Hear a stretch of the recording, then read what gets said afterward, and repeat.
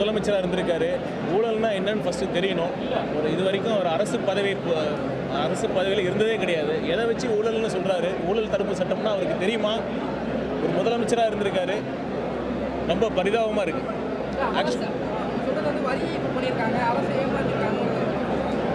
வரி ஏய்ப்பு நீங்கள் அப்படி பொதுவாக சொல்லக்கூடாது. இந்த தீர்ப்பு பார்த்தீங்கன்னா காலம் தாழ்த்தப்பட்ட ஒரு ஆணை பிறப்பிக்கப்பட்டது.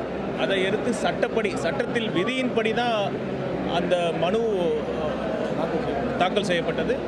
மேல் முறையீடு செய்வதற்கும் அதற்கு இந்த நீதிபதி அவர்கள் சொல்லியிருக்காங்க. அதற்கான முடிவு எடுக்கும்.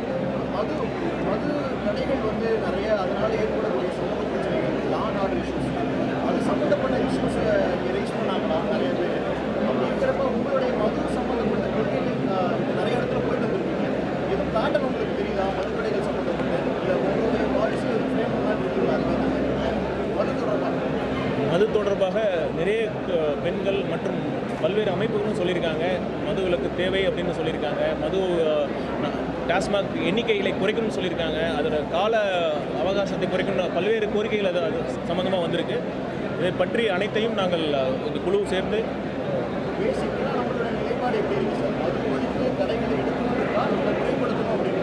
இல்லை இப்போ தான் நாங்கள் குழுவெல்லாம் அமைச்சிருக்காங்கல்ல, நாங்கள் பேசி நீங்கள் இந்த ஃபைனல் முடிவை நீங்கள் கண்டிப்பாக தலைவர் அவர்கள் அறிவிப்பார்.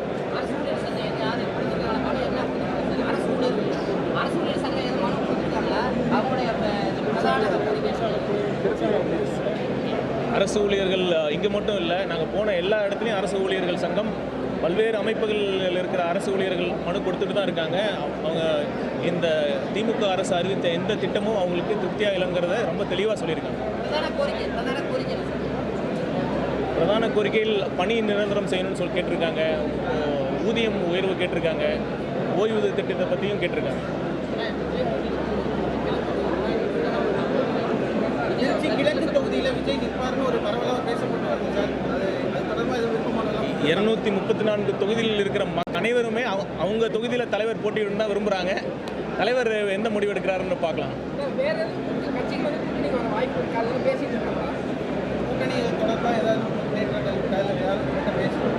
தலைவர் கட்சி ஆரம்பிக்கிறப்ப கூட்டணி நம்பி இந்த கட்சி ஆரம்பிக்கப்படவில்லை. அது ரொம்ப தெளிவாக எல்லாத்துக்கும் உங்களுக்கே தெரியும். கடைசியாக நடந்த கூட்டத்தில் தலைவர் சொன்ன மாதிரி நட்பு சக்திகள் வந்தாலும் வராவிட்டாலும் தமிழக வெற்றி கழகம் தனித்து போட்டியிட்டு ஆட்சி அமைக்கக்கூடிய வல்லமையை, மக்கள் ஆதரவை பெற்றிருக்கிறது. இருந்தாலும் நாங்கள் சொல்கிறோம், கூட்டணி குறித்து இறுதி முடிவு தலைவர் அவர்கள் அறிவிப்பார்.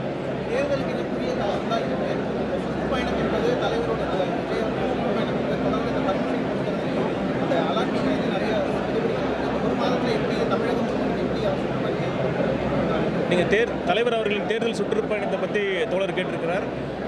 இப்போ ஒரே ஒரு இந்த வழிகாட்டு எஸ்ஓபி கவர்மெண்ட் கொண்டு வந்திருக்காங்க. இப்போ நேற்றைய முன்தினம் திமுக ஒரு பெரிய இளைஞர் மாநாடு நடத்தினாங்க.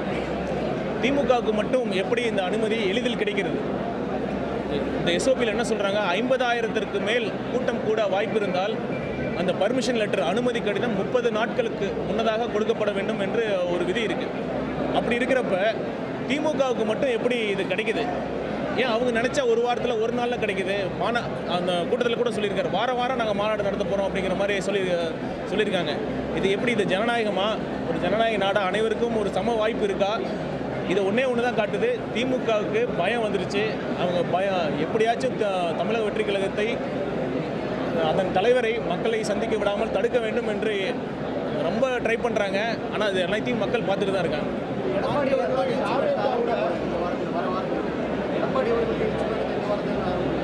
வாழ்த்துக்கள் வாழ்த்துக்கள் வாழ்த்துக்கள்.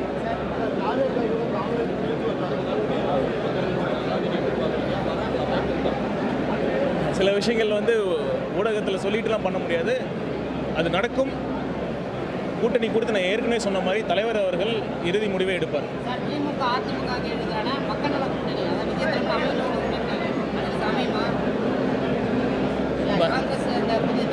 இப்போதான் கூட்டணி கொடுத்து அதே பதில் தான் இப்போ